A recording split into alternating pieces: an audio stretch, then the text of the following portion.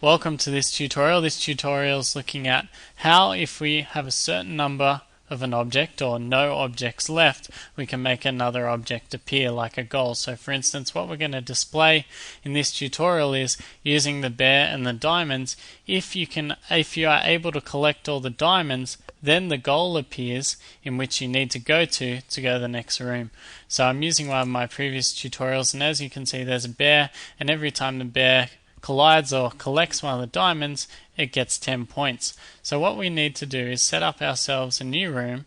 So as you can see, we've got our second room, and we can just type room 2 so we know it's our second room.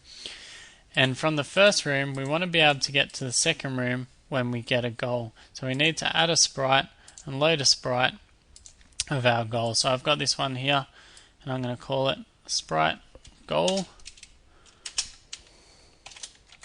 And this is the flag that the bear needs to collect to go to the next room. So we click OK on that, and we've got our sprite goal. We also need to make an object of our sprite goal, and so we can call it object underscore goal, and it's based on our sprite goal. Now what happens is, when we have a collision with our person, our teddy bear, we then want it to go to our next room. So we go up to main 1 and go to next room. So this is our action. You can put a little transition on it if you'd like. And the idea is, if we can collect that goal, we go to the next room. Now we're not going to put that, we could put that flag in the room and then it would automatically go to the next room, but we want to make it a bit more challenging, that you have to collect all the diamonds to be able to go into the next room. So what we need to do now is we need to create a new object that doesn't have a sprite. So it's an invisible sprite, and this is going to be object goal appear.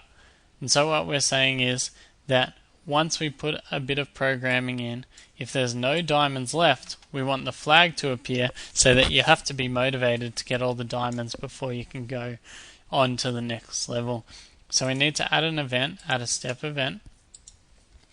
And there's a command in the questions that says if the number of instances is a value. So we choose our object diamond, and we say the number, and we leave this, is equal to 0.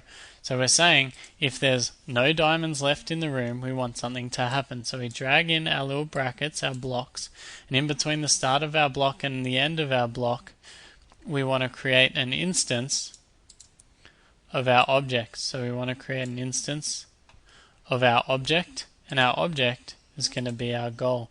Now you can choose where you want it, but for the time being I'm just going to put it 200 pixels in from the left and from the top, and we click OK. Then the last thing we need to do is just go into our room and enter the object. So we put object goal appear, click the tick, and play our game. Now you can see, here we are, we collect the diamonds. And when we collect the diamonds, our score is going to go up by 10 points.